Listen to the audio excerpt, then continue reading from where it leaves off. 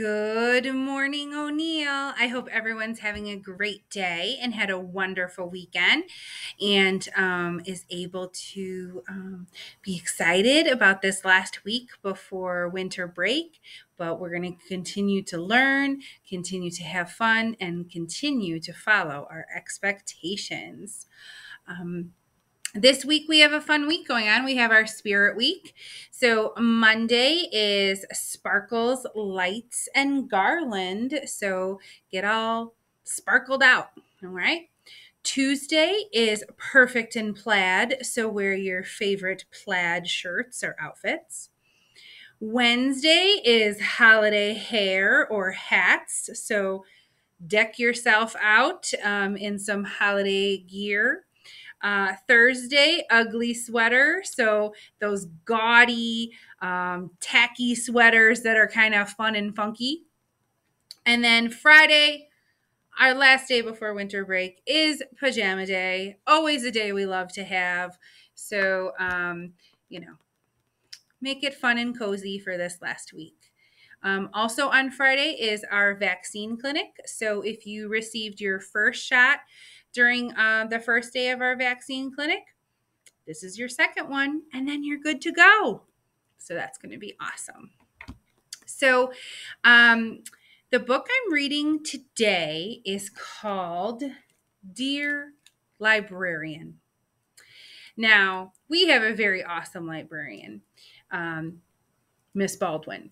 And I have a very special place in my heart for all librarians because growing up, the library was my safe place. It was a place where I could go, where I could travel anywhere by opening a book.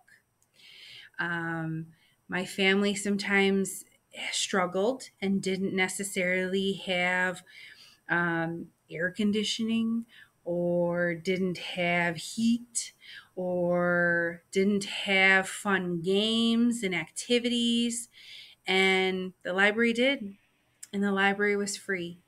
And the library was somewhere where there was always somebody with a smiling face ready to show me a new, cool, interesting book that took me somewhere better than where I was at. And so that's why I love libraries. And still to this day, when I walk into a library, the smell of books, it just brings me back to a wonderful, happy place. So our book today is Dear Librarian. And I hope over winter break, you go to the library as much as you can. So here we go. Dear Librarian, may I tell you a story? It's about me, and it's about you. It's about my library home. It happened when I was 5 years old.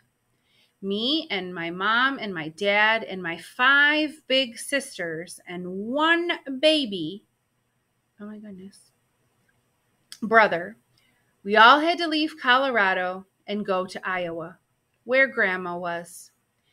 My dad needed a new job, and we needed a new place to live. In Iowa, I missed my little blue home with the big maple tree. I missed my red roller skates packed away in the big truck. I missed my sunny backyard with lots of space to run and play. I missed my best friend, little Becca. But most of all, I missed having a home. In Iowa, I didn't have a home to live in, just houses. 5 big sisters and 1 baby brother and a mom and a dad are a lot of people, so we lived in a lot of different places. Some days we lived at Aunt Linda's house. Aunt Linda had a pretty pink bathtub for fancy bubble baths. But Aunt Linda's house was full of nice things you shouldn't touch because they aren't yours. Some days we lived at Cousin Alice's house. Cousin Alice had her own family to take care of, but she let us sleep in her tiny, cozy basement. In Cousin Alice's basement, there was a big couch and a bouncy mattress. Every night was giant sister sleepover. But even in a snuggly sleepover was a little too crowded for all of us. Move over. You're hogging the blanket. That's my seat. Some days we stayed at Grandma's house. Grandma lived right by a park with swings and space to run and spin, but there weren't any friends at Grandma's park. Mom said it was very generous of everyone to let us live at their houses, but Grandma's house was too small. Aunt Linda's house was too nice, and Cousin Alice's house already had a family. Nowhere was home. Nowhere had a special spot just for me. Then one day, Mom took me and my 5 big sisters and my 1 baby brother to a new place. Not a house, not a big building with stone columns and a tall, tall steps. The library. That's how I look every time I walk into my local library, Gail Borden Library, especially in our O'Neill Library. There was a sunny window that took up a whole wall. There were rows and rows of books and baskets of toys and puppet theater. There was so much to do and so much space to do it in. At the window, I could watch people on the street or just skip down the rows of books with my brother, or I could make up stories with my sisters. There was enough space at the library for all of us. Then I found a special spot just for me. Up the tall stairs, across from the sunny window, was a round desk. It was my favorite spot because behind that desk was my new friend. She had kind eyes, a gentle face, and a laugh like bubbles. That friend was the librarian, and that librarian was you. You looked me right in the eyes and listened to me like I was a grown-up. You helped me find a book about princesses, and then you sat down on the floor and read it to me.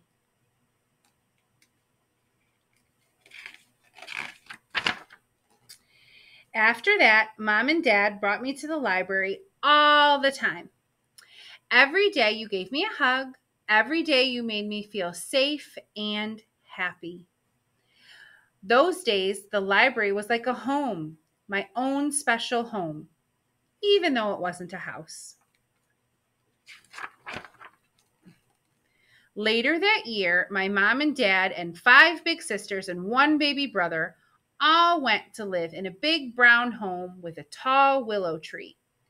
I could zoom around in my red roller skates again. But I still visited my library home to be in my favorite spot and read books and be home with you, my library friend. Oh, I love reading books. It's so cozy and comfortable and fun. Now, my dear librarian, I'm a grown-up, but I still go to the library every day because I am a librarian just like you. You gave me a library home, so I wanted to make one too. For kids with little blue homes and big brown homes and no homes at all. So I did.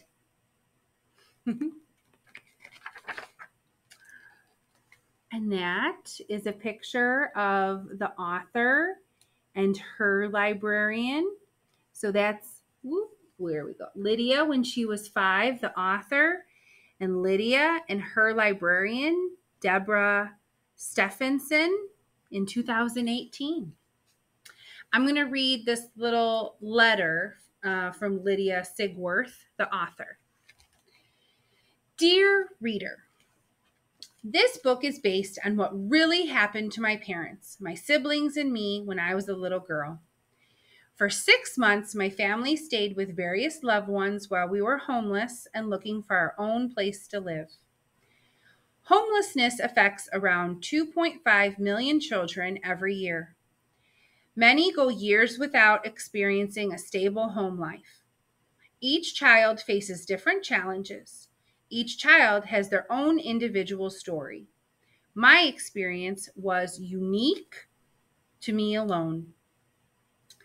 I am now a children's librarian in Wisconsin. In 2018, with the help of the radio show This American Life, I reunited with the librarian I wrote about in this book, Deb Stephenson. I thanked her for inspiring me, and it was truly one of the most amazing experiences of my life. Maybe there is a librarian in your life who has inspired you too, or even a teacher. If so, tell them and maybe give them some chocolate. Miss Baldwin always has chocolate. We usually like chocolate. If you would like to learn more about libraries and the work librarians do, please visit the American Library Association, ALA.org. Happy reading. There you go. Well, like I was saying, I hope you're able to get to the library over winter break and explore everything there is there. Go, if you're at Gail Borden, go downstairs, go upstairs, go in the computer lab, check out everything.